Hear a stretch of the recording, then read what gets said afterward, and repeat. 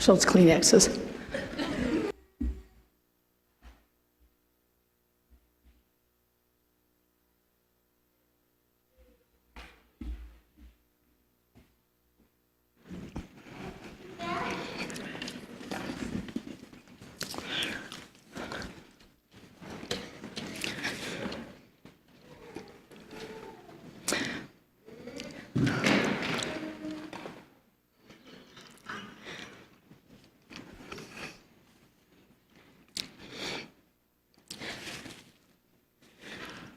We're starting out good.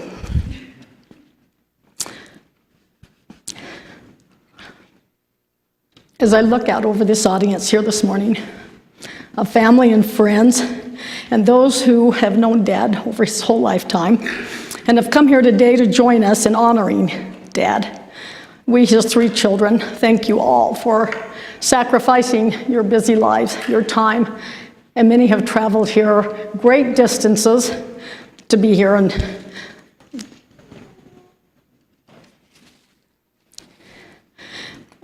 spend this time with our family and supporting us. We'd also like to express our great appreciation to those persons who have so graciously opened this beautiful church building here today to accommodate our family. We thank you. And we thank Shane, our microphone person, for helping us to be able to proceed with these services. My dad did not want a family service, so we're calling this a family program.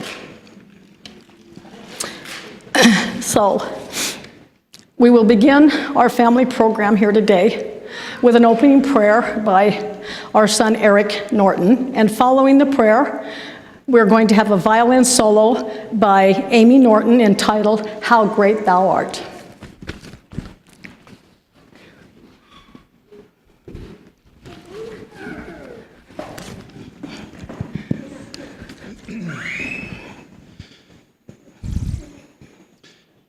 Our Heavenly Father, as we gather here this morning and this afternoon to honor and cherish and celebrate the life of our grandfather, our great-great-grandfather, our father, our friend, we're grateful, Father, for the many blessings that each one of us have had, that we do have, and knowing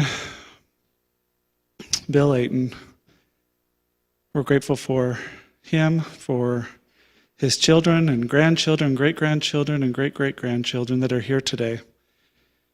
We ask you to please be with each one of us, that we can feel the peace, the love, the support that our grandfather would want us to feel at this time. He is so grateful that we could all be here to honor him, and we ask you to please bless us that we can feel that peace and that love today.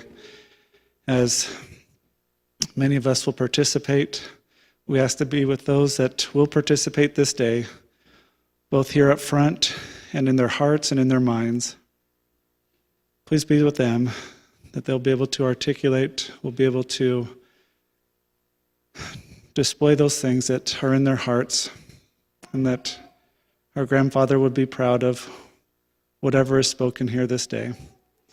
We're grateful for all those that are here with us this day, for those that would like to be here with us this day, just circumstances wouldn't allow for it.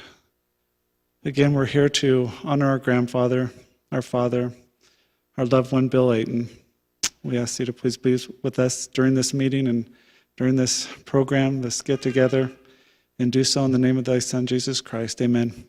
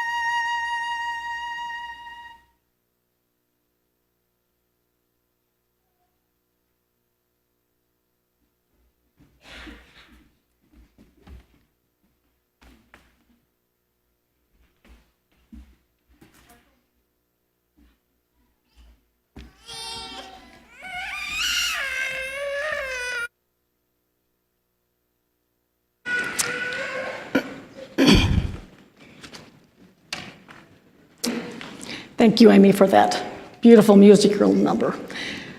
Dad always loved it when we would get together, usually at Thanksgiving time, and Amy and the kids would do their violin and their little jingle bell things and things at Thanksgiving time, and he truly would have loved being here and hearing all of that. For those of you who may not know who I am, and I can see that most of you do, but anyway, I'm Deborah Aten Norton, the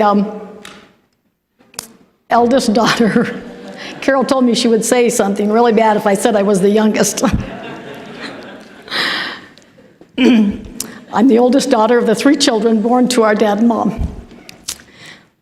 And I will be the one giving Dad's life sketch today. And following my dad's life sketch, we will have a family song by my dad's great-grandchildren called Families Can Be Together Forever.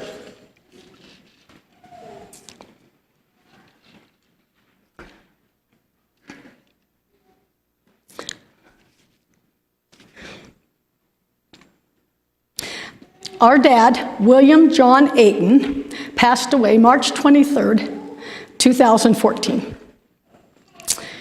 He was given the blessing of being able to leave this mortal life just as he hoped he would, quickly, peacefully, and at home in his own bed. We are so grateful that Dad's wishes were heard and granted.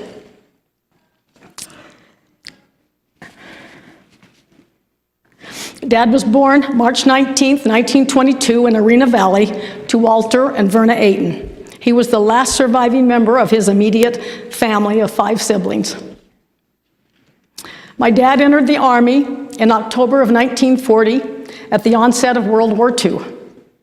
He had many assignments during those war years, and at one time he served as a medic in the U.S. military. And in 1945, as this terrible war was coming to an end, Dad was one of the men who helped to liberate Buchenwald. Dad had many stories that he shared with his family about the war, but he always said, war was such a terrible thing. Dad had the goal of being the oldest World War II veteran, and I think he almost made it. In July of 1950, Dad married Gladys Jenkins, our mother. 3 children were born to them, me, and my sister Carol, and my brother Joe. Dad and Mom worked hard to provide for all of our needs and our care as we grew up, and even after we grew up. We have had a wonderful childhood, many wonderful memories, and we still talk about them, and we give Mom and Dad an A+ as our parents.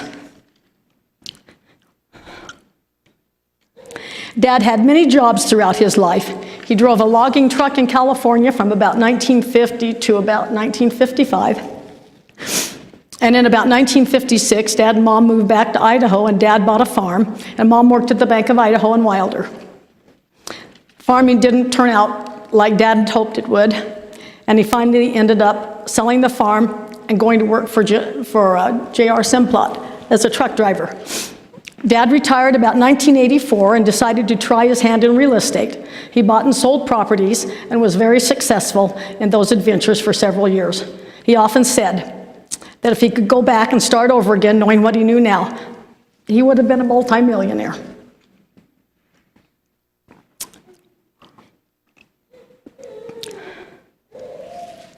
Dad was a quiet and well-respected man with a lot of patience for the trials in his life.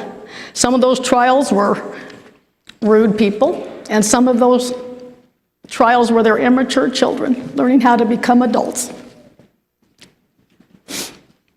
I can't ever remember my dad being critical or intolerant of other people. Dad leaves behind 3 children, me, my sister Carol, and Joe. He sadly also leaves behind his friend and skip bow partner Zelda Neising. Dad and Zelda spent many hours of playing skip bow and talking and going to the senior centers to eat and enjoy with the other seniors. They were a great company for each other for several years. And I know Zelda's gonna miss my dad a lot.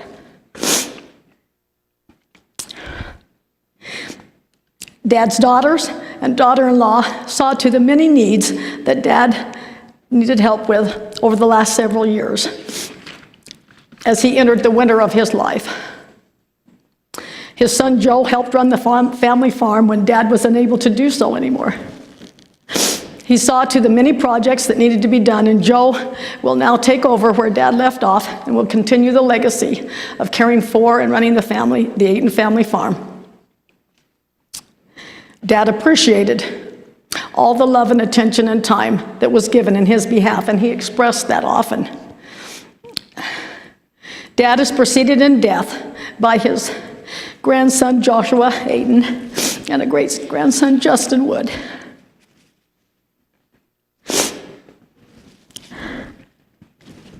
Also preceding him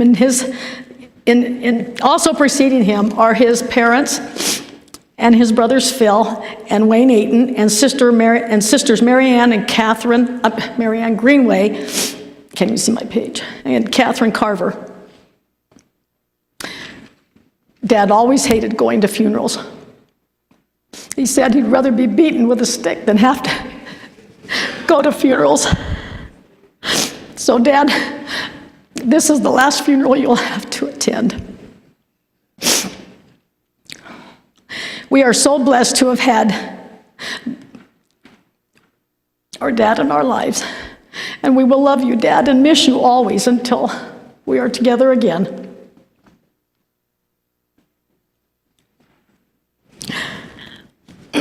At this time, we'll have the family song now by the great-grandchildren called Families Can Be Together Forever.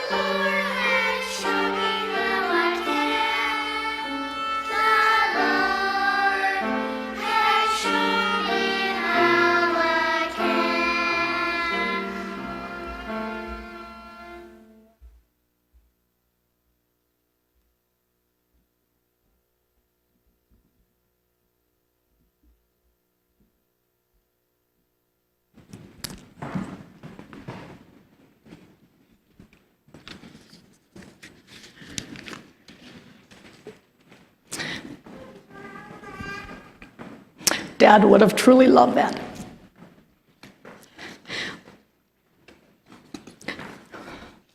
Probably thinks he's died and gone to heaven just to be able to hear those great-grandchildren sing. Now, we would like to have, we decided we'd do, instead of having a pastor, we thought we would just have 3 of our family members give a spiritual thought.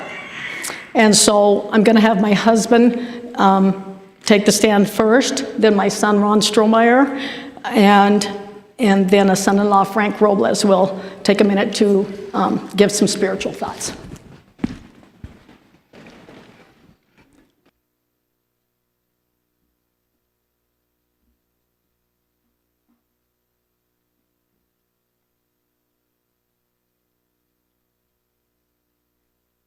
I don't know whether you all hear me or not, or whether I should use this thing.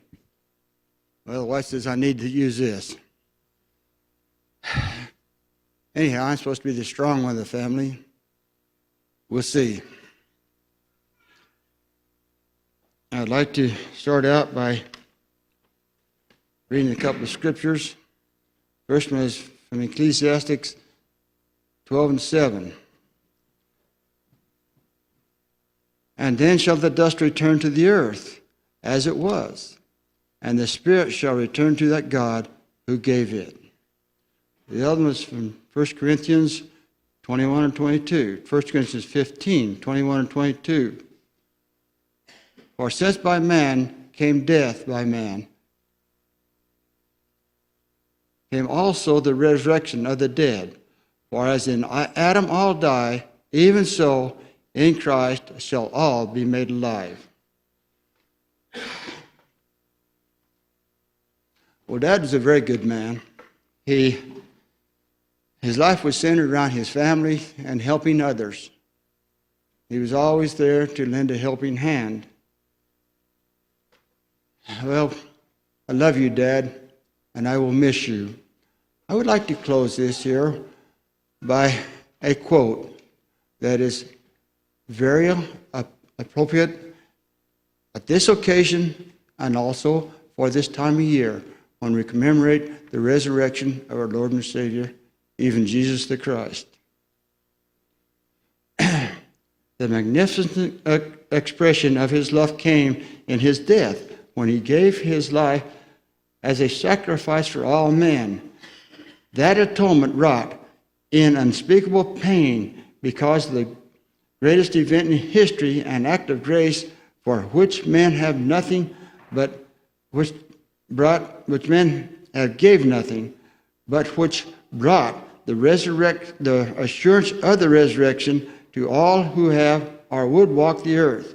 No other act in all of human history compares with it. Nothing that has ever happened can match it. Total unselfishness and with unbounded love for all mankind, it came as an unparalleled act of mercy for the whole human race. I leave these thoughts with you. In the name of Jesus Christ, amen.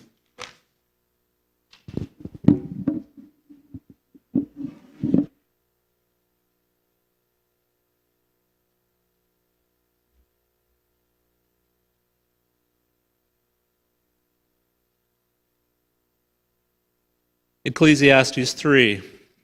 To everything there is a season, a time for every purpose under heaven, a time to be born and a time to die, a time to plant and a time to pluck what is planted, a time to kill and a time to heal, a time to break down and a time to build up, a time to weep and a time to laugh, a time to mourn and a time to dance, a time to cast away stones and a time to gather stones, a time to embrace and a time to refrain from embracing, a time to gain and a time to lose, a time to keep and a time to throw away, a time to tear and a time to sow, a time to keep silence and a time to speak, a time to love and a time to hate, a time of war and a time of peace.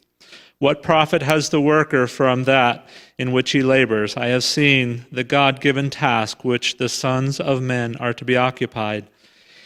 He, God, has made everything beautiful in its time. Also, he has put eternity in their hearts, except that no one can find out the work that God does from beginning to end. I know that nothing is better for them than to rejoice and to do good in their lives, and also that every man should eat, drink, and enjoy the good of all his labor. It is the gift of God. In Ecclesiastes, we find that Solomon is telling us that life doesn't have meaning unless it's lived in God and enjoyed for the purposes that he's given it to us for. We know, as Grandpa has known, that life is full of these types of contrasts, that there are those difficult times and that there are those good and joyous times, and that they go together in this life. And we can relate to those ourselves. These are experiences that we are sharing now in our own lives and will continue to experience for whatever days that we have. We share the common experience of saying goodbye to loved ones. In my life, we have said goodbye to 2 young men, and we have said goodbye now to 2 grandfathers in this family. And whether you are 14 or 92 or anywhere in between, we know that this life goes so quickly and so fast, and the older we get, the faster it seems to march away. In the last several days, I've thought about, and for whatever reason we seem to do this, as we lose a loved one, we think about the regrets and the things that we wished we had done. And then I reminded myself that the thing that honors our loved ones the most is to remember the good memories, the things, the special moments that we have shared with them and enjoyed with them.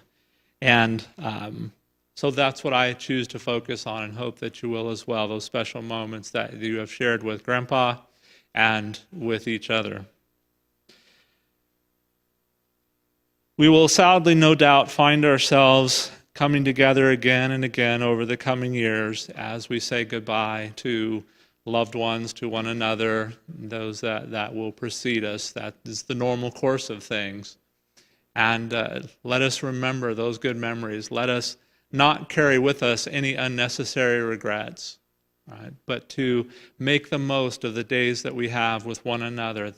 That's the thing that I have thought about so much these last couple of days, and have thought about each time we have said goodbye to someone that we love, that we need to cherish the moments that we have with each other, make those small sacrifices in that time to share together, because that really is all that we have to leave with one another. Grandparents, aunts, and uncles, let us remind ourselves of the kids. Though they do not make it obvious, they treasure our attention. Friday night we gathered together as a family, and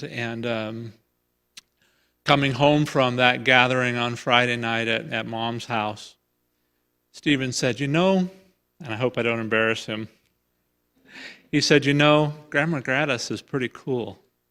I wish she lived around here. He was rather taken by her understanding of the anatomy of chickens, apparently. She could tell you about that if she'd like. But anyway, she has taken the time over the years to sit and talk with us kids, and that's so important. So often we get together as adults and we talk to each other and we forget that we have the opportunity to make such an impact on the little kids around us. They treasure those moments with us. So let us remember, right, to invest in each other's children. Take that time to make them feel special. Finally, let us remember that we're not really saying goodbye, but rather this is just see you later, right? Because Scripture reminds us in several places, and a couple of my favorites. One is John 11:25-26, where Jesus is saying to Martha as he comes to raise Lazarus, Jesus says to her, I am the resurrection and the life. He who believes in me, though he may die, he shall live. And whoever lives and believes in me shall never die. Do you believe this? And she said to him, Yes, Lord, I believe. You are the Christ, the Son of God, who has come into the world. Jesus gives us a glimpse into the promise that is to be ours one day. We're reminded of this in 1 Thessalonians 4:13-18 as well, where Paul reminds us right? That we have this hope that others do not have who have not turned their lives to Christ. I will let you read that on your own. And finally, at the end of the program, it's one of Grandpa's favorite verses, and I think one that really reminds us of this great promise that will one day exist.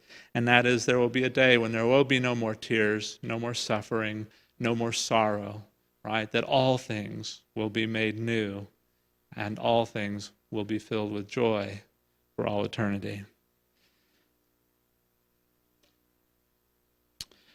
Finally, these verses make me think that it is not us who are really living, but those who have stepped through that door, whose exit sign to us seems to read death.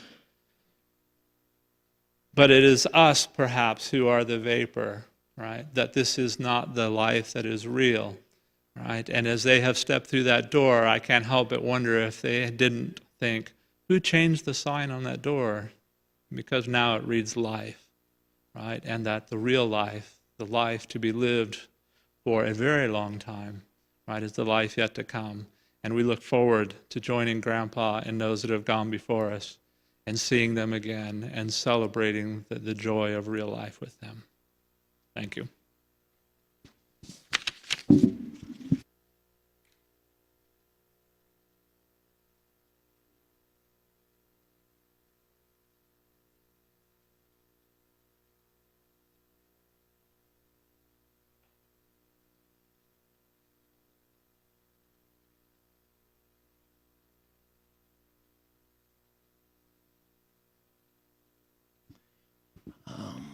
Hello, I'm Frank Robles, and I'm a little nervous, but I think my wife's a little bit more nervous than I am. Every time I get the microphone, she doesn't know what I'm going to say, so I was actually kind of surprised that Debbie asked me to speak, because Cheryl should have said no. She was like, man, I should have said no. Whenever you get the microphone, we're in for a good time, so. All right.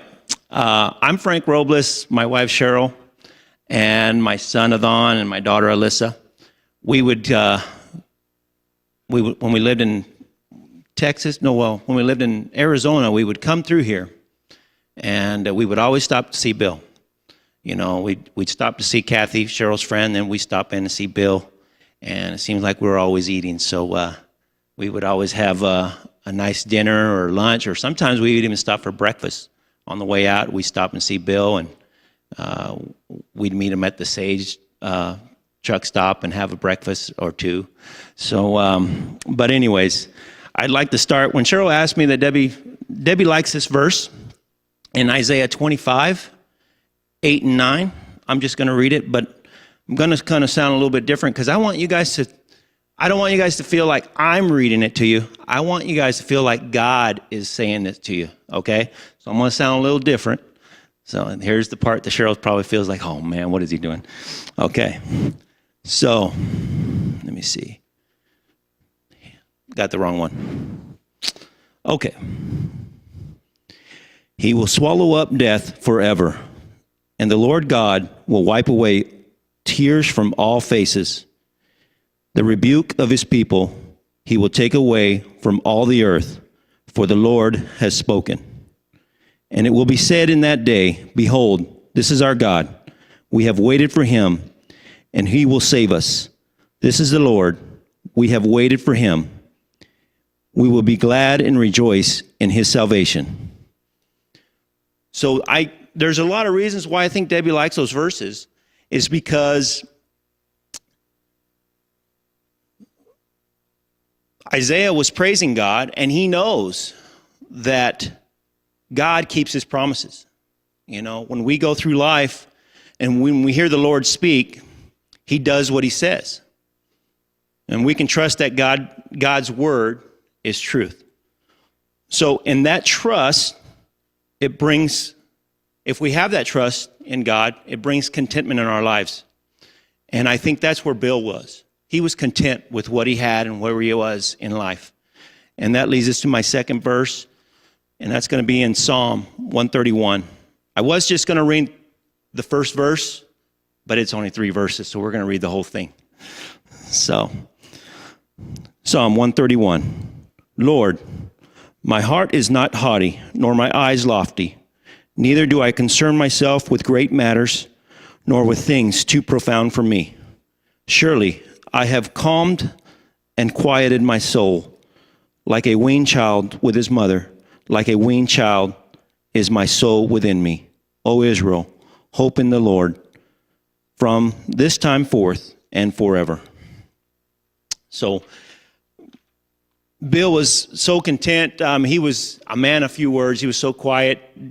I like to kind of get him laughing a little bit, and it was always fun to see him laugh. So when we would talk, I tried my best to make Bill laugh. So I guess that's probably why my wife's kind of nervous that I get up here and get the microphone. So, but he was so content, but that didn't mean that he couldn't improve on things. I mean, I remember the first time we came out to the farm, and it looks a lot different than what it did every year. I mean, it didn't mean that you had to be content with the way everything was or leave it the same way. I mean, he was changing things all the time, and that's what I liked about Bill, because every time we'd come, he'd have something new to show us. But it seems like we were always late for the strawberries. He would always talk about these strawberries, and I never got any. So he would plant those, and I think around our vacation time, it would never land that I was here for the strawberries. So, but let's see.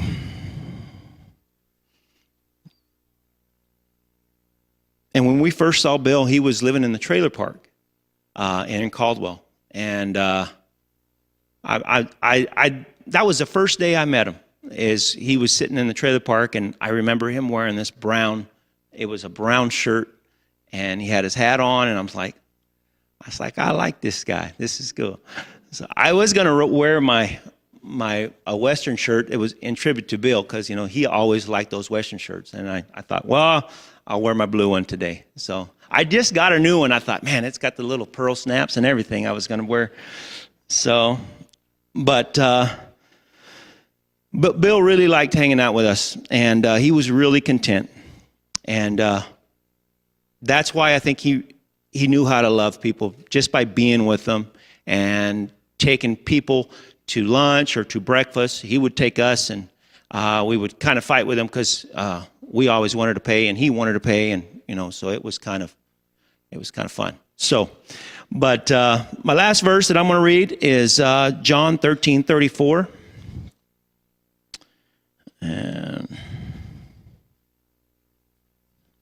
And that's about love. John 13:34.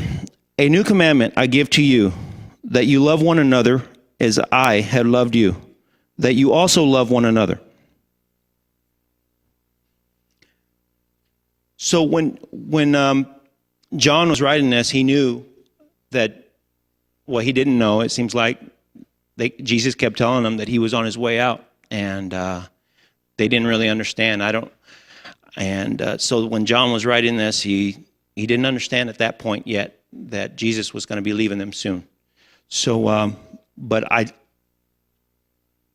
the way that Bill loved us, and we loved him, and he loved a lot of people in his life, was just with his presence, with his just going in and saying hi, and in a family's in a setting, to love as Christ did can bring families together and really strengthen us, and it keeps us firmly. It keeps the family strong and united in hard times and in good times. So don't wait for a hard time to happen to get motivated to love someone that you don't normally love on. So we can love in so many different ways. Like I said, we would go out with Zelda, and we went to the Mexican food place there in Wilder, and it was a good time. So stop in and just say hi to somebody and your family. I mean, you can start with your family, and then you can branch out to others that you don't normally visit or see. So, but take them out to lunch or breakfast or dinner, and if you do go out, make sure you tip your servers. Shasta, that's for you. So, But it just you got to start somewhere. Start with somebody in your family that you don't normally see much. And if you're passing through, make that sacrifice, like Ron said, to stop in and say hi. Even if you don't have time for a meal, stop in and say hi, and start there. So, and I'm going to give you guys a little bit of hope work. It's not homework, it's hope work. So I'm going to end with this little verse, but at the very end, I'll give you some hope work. And I'm going to recite the verses in three books, Mark 12:28, and Leviticus, and what was the other one? Deuteronomy. And if you guys know my wife, she's got a really funny story about the book of Leviticus. So actually, you should probably ask her after the service. I'm not gonna embarrass her with that. So anyway. So I got this out of the New Living Translation, or not the International, the NIV version, and this is what it says. What Jesus said about love. In Mark 12:28, a teacher of the law asked Jesus which of all the commandments was the most important to follow. Jesus mentioned two commandments, one from Deuteronomy 6:5, and the other from Leviticus 19:18. Both had to do with love. Why is love so important? Jesus said that all of the commandments were given for two simple reasons: to help us love God and love others as we should. And your hope work would be to learn about God's love for us and just read the book of John. If you don't have a Bible, or if you have one on the shelf that hasn't been opened, just dust it off a little bit, and you'll find John a little bit closer to the back, about 3/4 of the way. All right? So, thanks a lot. God bless.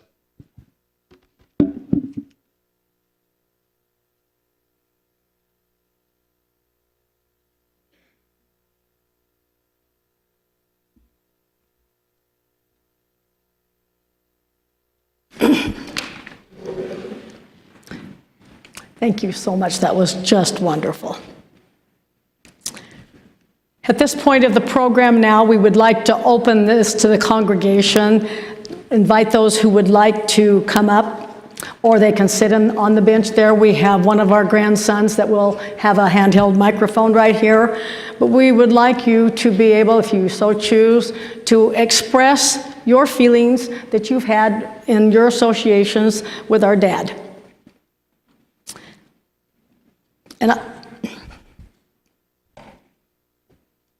And I'll begin this with a couple of comments.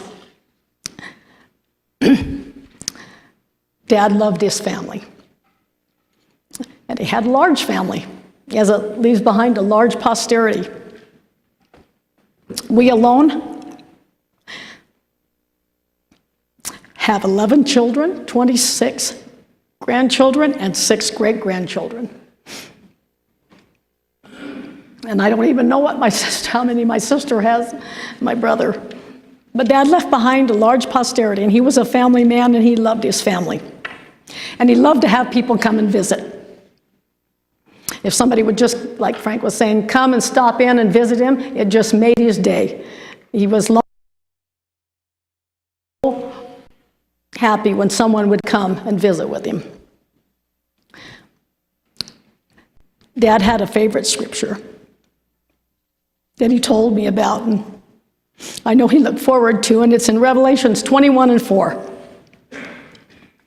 And it says, "And God shall wipe away all tears from their eyes, and there shall be no more death, neither sorrow nor crying, neither shall there be any more pain, for the former things have passed away." And some of those former things are the struggles of this mortal life. The losses that we experience are some of the most difficult trials we have to go through. in my opinion.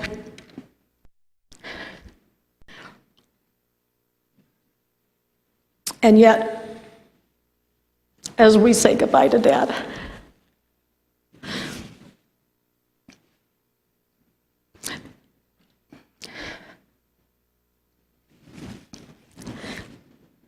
we say goodbye to one person, and then we get a new addition to our family. So one leaves and one comes.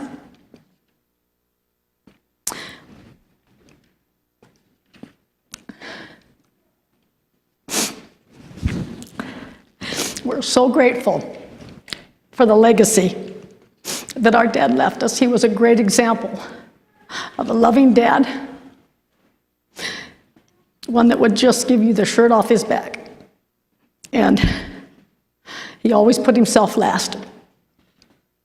And we're just so grateful that we had a wonderful man to call our father. We will miss you, Dad. Okay. I need somebody to wipe away all tears right now. Okay. So, those that would like to, Parker, where are you? He's going to have the handheld mic. This is our grandson, Parker Strohmeyer, James's son. And so those that would like to come forward to the podium, if you would so choose, and share your thoughts, that would be wonderful. If you don't feel like it, then Parker will give you the microphone, and we'll proceed with that. And then after we're through with that, we will have 3 violin solos, again, by the grandchildren. Okay, the time is yours.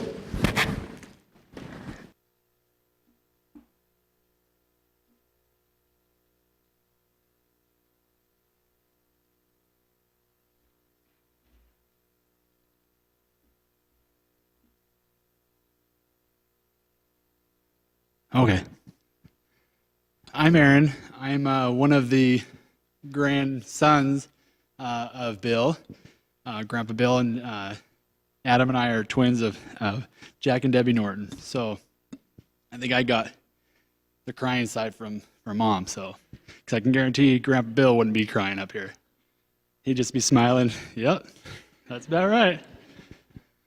The first memory I when I think of Grandpa Bill, is when we went over to his house in the trailer park, and I remember looking up, or maybe it was on a piece of paper on his roll-down desk of him in the newspaper saying, I think it was that he was the first man in Idaho to successfully grow cotton and peanuts. And I looked at that, I looked at Grandpa Bill, I looked at that. I think you're a celebrity. And it was fun going over there. We'd either ride our bikes down there, or our parents would take us from just up in Caldwell. And it was either going to Grandpa Bill's that was exciting, or going to the Aten's house in Wilder to see our cousins with Joe and Lori and the rest. And so it was either going to Grandpa Bill's or going to our cousins. And when we get to do both, that was the most exciting time. One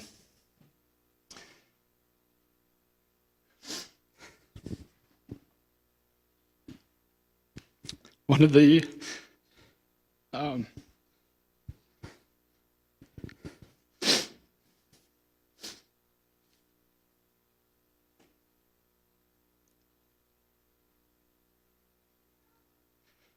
one of the things that Grandpa impressed me most about was about this flag that sits next to his picture. I get to work with a lot of veterans at this time at the VA hospital, and they tell me about the stories. And I remember Grandpa, he didn't say much about World War II and the things that he did, the scary things that he went through. But talking to these other men, they they tell me about some of the scary things that they've seen and had to do for our country. And I know Grandpa Bill was right there. I know he left a lasting legacy for all of us, for our country and for, family in general. And, I love Grandpa Bill, and I'll always miss that smile and that nod in his head. And I leave these things with you. Thanks. Zelda?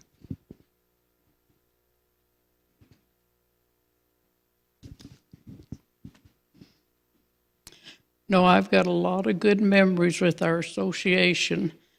And first, my brother-in-law, they went into service from the same town at the same time.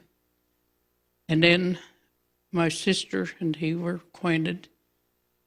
And then, of course, I met him. And after my sister passed away, then we became good friends. We had a lot of memories, association. And he was a wonderful guy.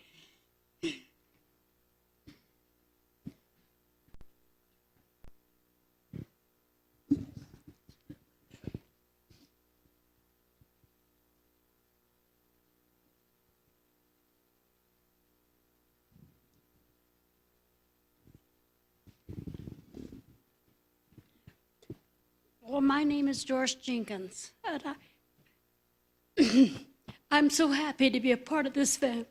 If I could tell you the stories that we've had with Bill Aten and all the Carol and Debbie when they were little, it was so fun. We would go to Grandma's house and we'd have the greatest time we ever seen. And after all the things or years passed by, Bill and I became very, very good friends. I loved Bill. He was a good person. And all I have to say is, I am happy to be part of this Jenkins family.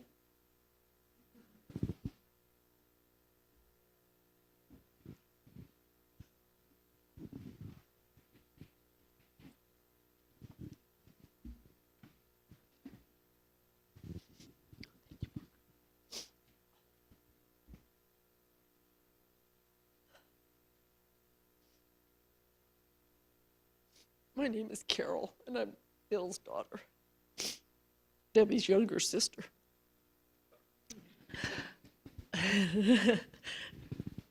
And I just wanted to share with you, my dad was a quiet man, and he was a good man. And my mom and dad both worked very hard to provide for us, and we were a little bit on the mischievous side when we were growing up, me and Debbie and Joe. And I want to just share with you a little story that happened on the farm that my mom and dad didn't know that we were doing, and one of many things that they didn't know we did. Anyway, one time Dad was working out in the field, and we were out front, and I was really young, and I didn't have any. I had a pair of panties on and a little skimpy T-shirt, and we decided we were going to climb trees. And I climbed up in this tree, and I went as high as I could get. And there was a ladder next to the tree, and then Joe came and took that ladder away.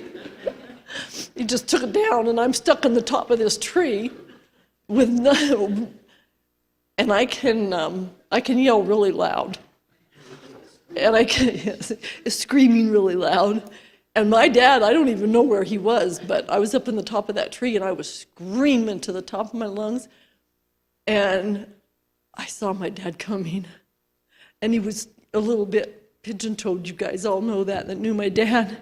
And he was running down, and he's running as fast as he could, and I'm thinking, holy crap, I'm in trouble now.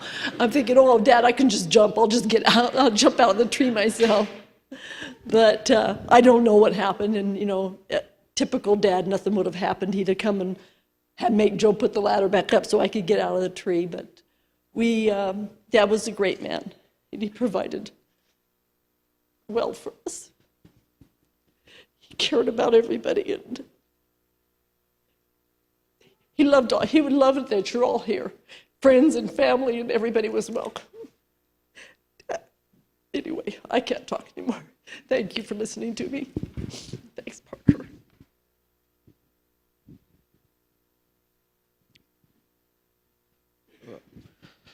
So, one thing I knew about my grandpa is that he loved his grandkids and his great grandkids. I remember as a kid, he would pull up in front of our house on Plateau in his motorcycle, and he would take each one of us to the Red Steer for a hamburger. And he just took the time. He just took the time for each one of us. And 2 years ago this week, actually, we were here.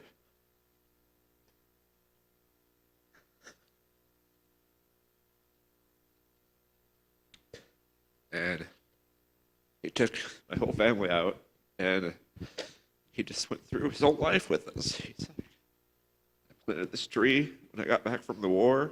It's still here. And my kids were like, Grandpa, what about this? Grandpa, what about that? And he just answered all their questions like, no big deal. Oh, I did this, and oh, we were over here doing this, and oh, we were over here doing this, and we were doing that, and when I got back from the war, we did this, and I drove this, and he took us out to where these guys had, where my mom and my grandma and Aunt Carol, Uncle Joe lived, and oh, you know, we did this, and he just had a great time talking to the kids and talking to us and telling us about his life, and you just felt the love that he had for us, and as his grandkids and his great-grandkids, and he just loved us, and that's just a couple of memories that I'll have of my grandpa forever. I'm really grateful for it.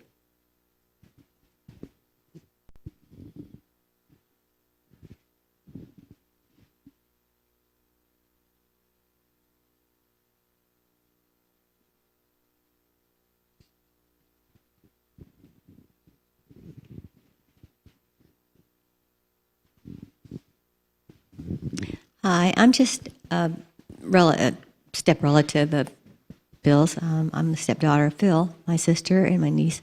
Anyway, I lived by Bill when he was in that trailer park for a couple of years, and we lived right next door to each other. And all I remember was a very gentle man that was always willing to step out and help me. And I was single at the time, and he was always there for me, and as an uncle. And I truly think this is a beautiful service that you've given him. Thank you.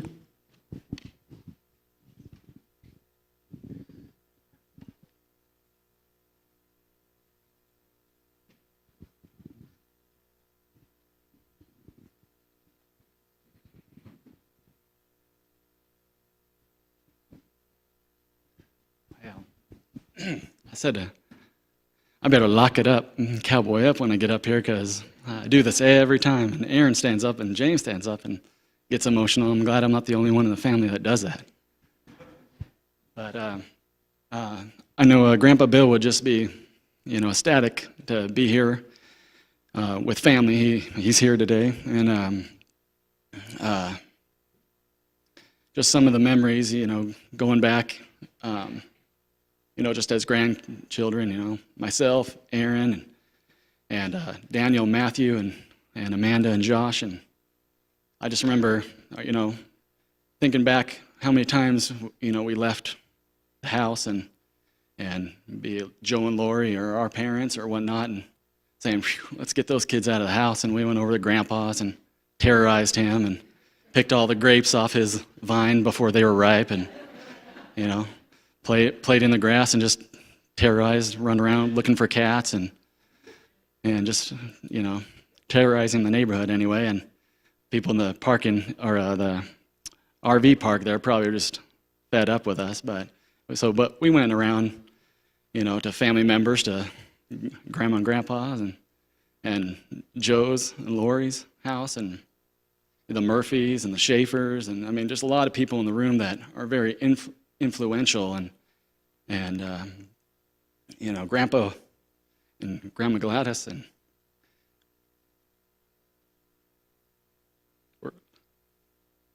were a big start to all of that. And Aaron stole half my ideas before I got up here. And made me upset about that. And same with Frank. I'm like, oh, doggone. I already talked about that. But we were just so proud of Grandpa, through the years, just listening to some of the stories and half the time, like I remember the 4th of July, just seeing him sitting in the back, and you'd visit with him, or like, hey, Grandpa, how's it going? And he would lean forward and tilt his head and give you that smile and like, oh yeah, like, oh, okay. And he probably didn't hear a word you were saying, but or didn't want to. But he was always there, and he always just felt so loved, and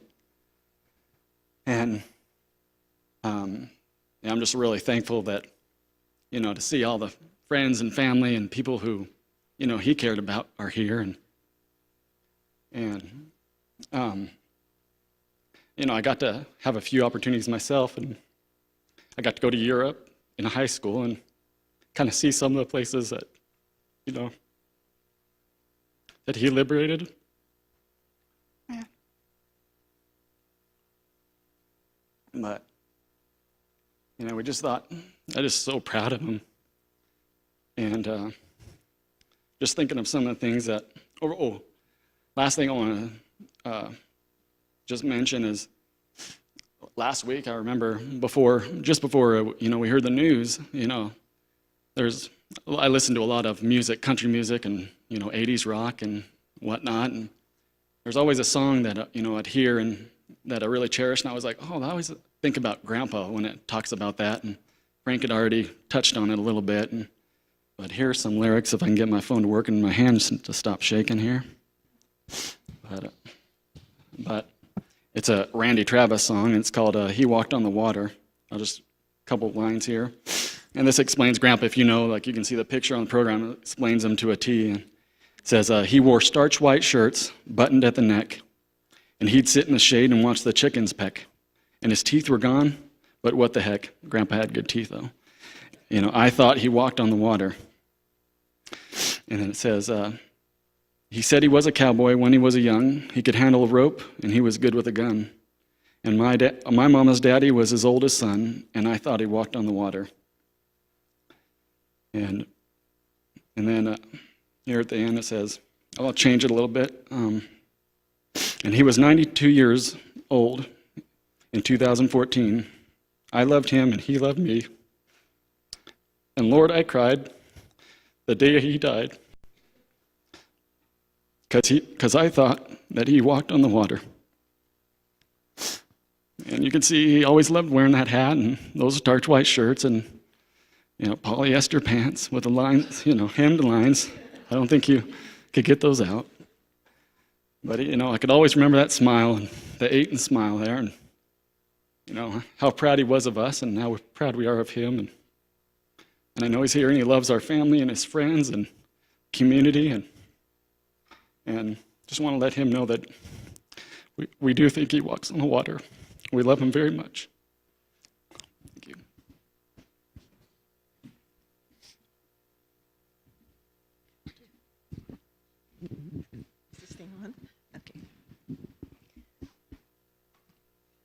Well, I hadn't really planned to make a speech, but you know me, I don't shut up. Of course, I am the mother, grandmother, mother, great-grandmother. We're blessed with 3 wonderful children. Bill and I were. And I said, yeah, they gave us a few things with when Carol adopted a monkey, bought a monkey. And Joe had to get it out of the tree, paying about 2 bits apiece to get him out of the tree for Carol constantly. But anyhow, I'm proud to be the mother of these children. All of these wonderful great-grandchildren, great-grandchildren. I said, well, somewhere in this life we have to be great at something, I guess. And that's where I got it. But anyhow, we had several years together. Didn't raise our family all the way together, as you well know, but nonetheless, he was a very good man and such, and that sort of thing. He's given me 3 wonderful children. We had them. And all of these wonderful, wonderful grandchildren and great-grandchildren and such.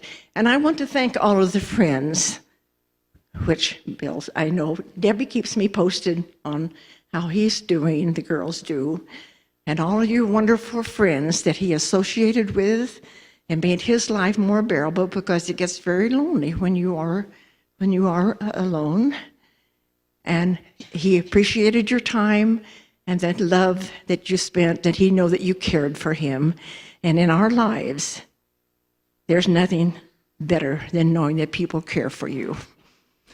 We're all not perfect by a long shot, but this blessed hope of seeing each other again with all of this kind of sadness is really great. And we can all look forward to this. And thank everyone for being here and making this something that has made it easier for his family, which I know it's been hard. Thank you.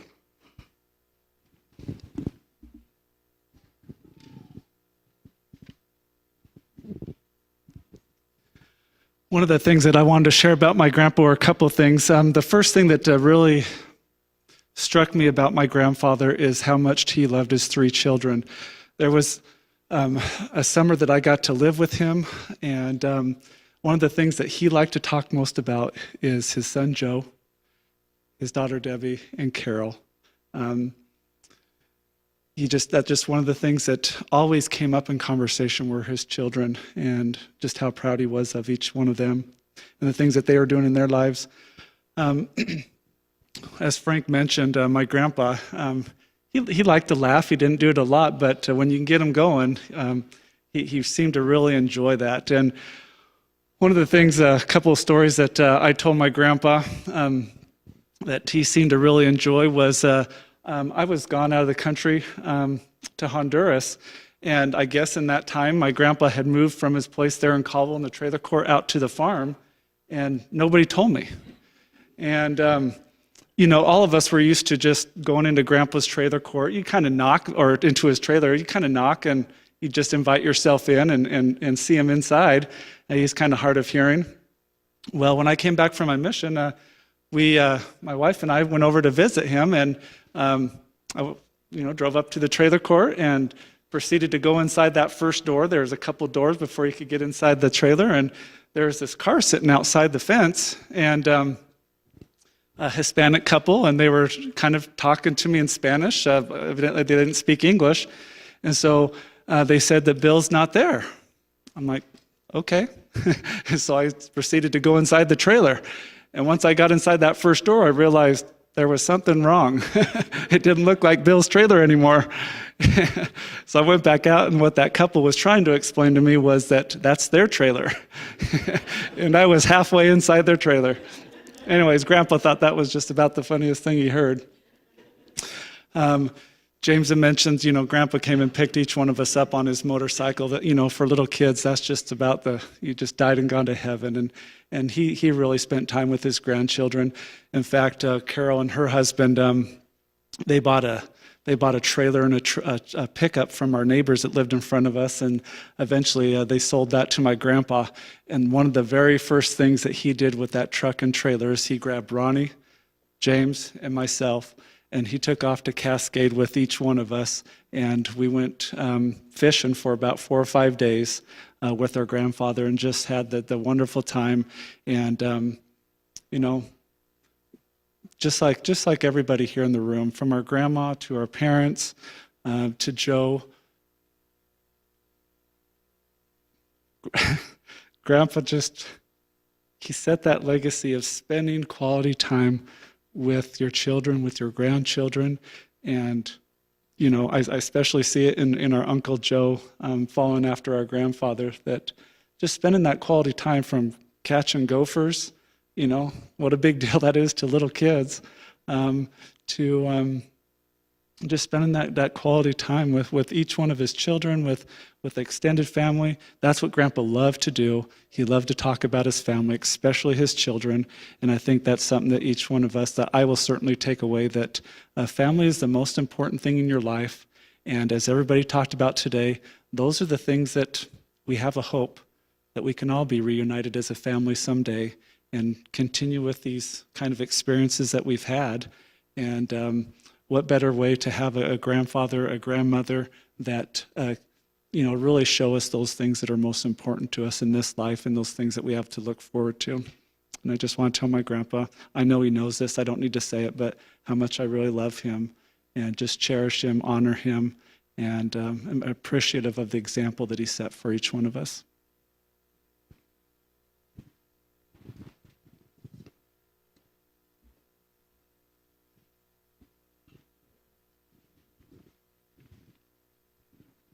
Well, my name's Frankie Ferrix, and I'm a dear friend of Debbie's. If Carol only knew it, I was the oldest sister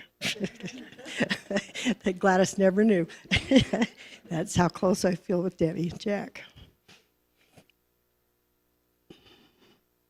I introduced Jack and Debbie,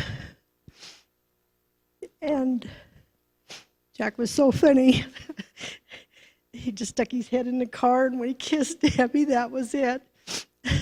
He took over this family and watching these kids grow. And I met Debbie when she was pregnant with the twins, and she was sick, and I was pregnant, and we just were friends from then on.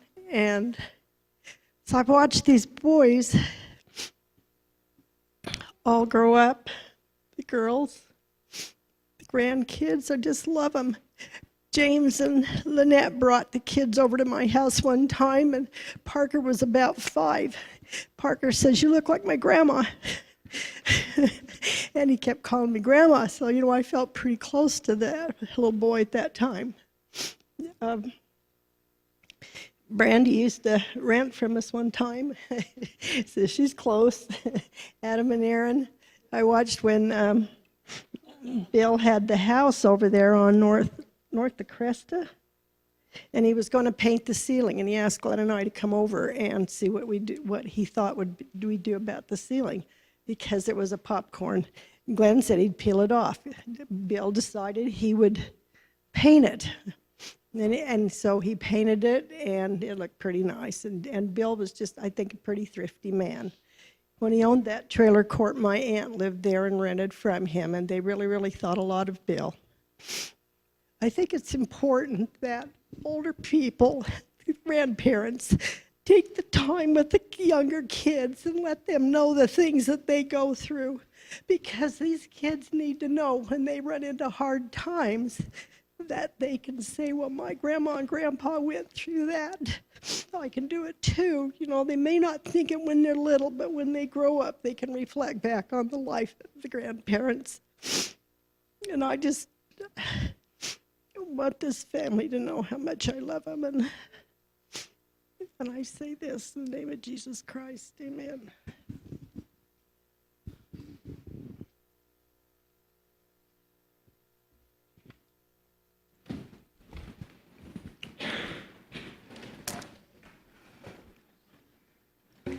Thank you so much for your comments. I know Dad would appreciate it. As we were talking about earlier, Carol and Joe and I have many wonderful childhood memories. And as I was listening to these being talked about, I remembered a memory being down on the farm, and Carol and I were really small, and Mom was working, and Dad was, I don't know where, out in the North 40 somewhere farming. And so Carol and Dad used to smoke, and he used to, remember when they had the papers and they put the tobacco in there and they would, roll their own cigarette and things. And so Carol and I thought that would be a really fine thing if we could roll our own cigarettes. So we went down to the corn crib and we got some corn husks and we put weeds in them. And we lit them on fire. We smoked weed. And we never thought about that at the time. Burned our eyelashes and burned all the nose hairs, and it was the most horrible experience. We got drinking and smoking all out of our system before we started school. And so anyway, but we just laugh about that. We're really thankful we're still alive. And things, but anyway, so that was just a fun memory that we had of another connotation to smoking weed that we didn't even know about.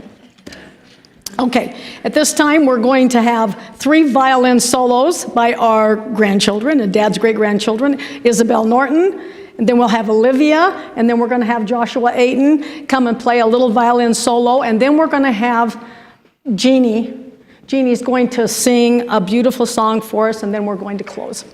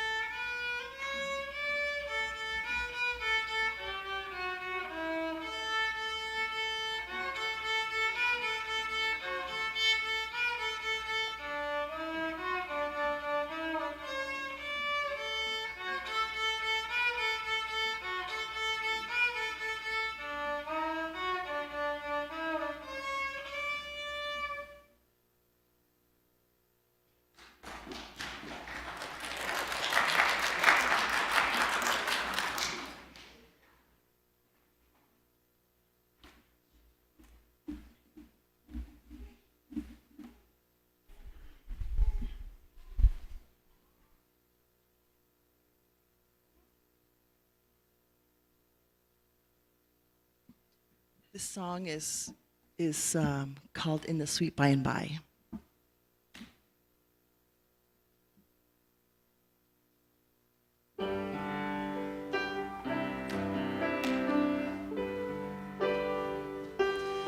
There's a land that is fairer than day, and by faith we can see it afar. For the Father waits over the way to prepare us a dwelling place there. In the sweet by and by, we shall meet on that beautiful shore. In the sweet by and by, we shall meet on that beautiful shore. We shall sing on that beautiful shore the melodious songs of the blessed, and our spirits shall sorrow no more. Not a sigh for the blessing of rest. In the sweet by and by, we shall meet on that beautiful shore. In the sweet by and by, we shall meet on that beautiful shore. We shall sing on that beautiful shore the melodious songs of the blessed, and our spirit shall sorrow no more. Not a sigh for the blessing of rest. In the sweet by and by, we shall meet on that beautiful shore. In the sweet by and by, we shall meet on that beautiful shore. We shall meet on that beautiful shore.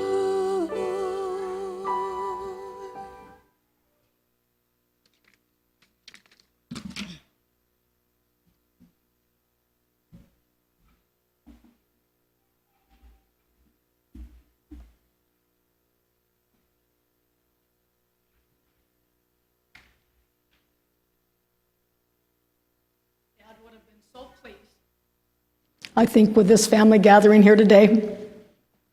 And I so appreciate all of those who participated and made this a wonderful experience for our family and for Dad.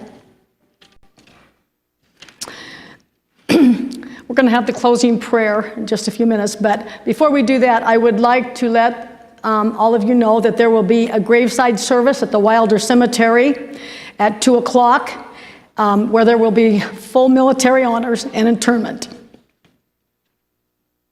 Then there will be a reception held at our Dad's favorite restaurant where we ate many times, too many times, at the Chuckarama Restaurant in Boise.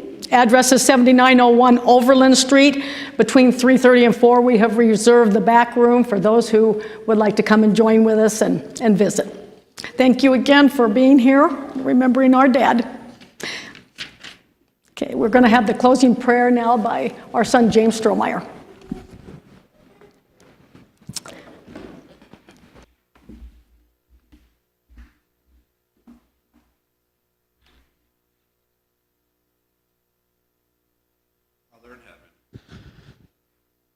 We're so very grateful to be able to meet his friends and family and honor this great man, William Aten.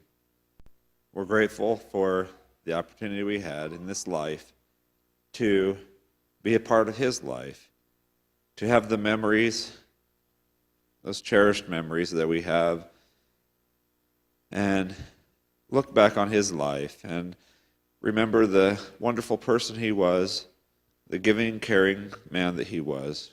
We're grateful to thee, Father, for you parting with your son to come here to be our grandfather, our father, and our friend. We're grateful that we can all share memories of him, that we can all share in his love. We're grateful that he lived his life in the manner that he did so that we would have a good example to live by and to look to know of all the hard work that he gave, to know of the endless love and compassion that he had for each one of us and for everyone around him. He was truly a kind man and a caring person. Father, we're grateful to thee for him, and we're grateful that he is now in your presence, that he can look down on us, watch over us, and have joy in his posterity, to look down on us and smile and wait for us as we live our lives and as we go about our lives. We thank thee again. We say this in the name of Jesus Christ. Amen.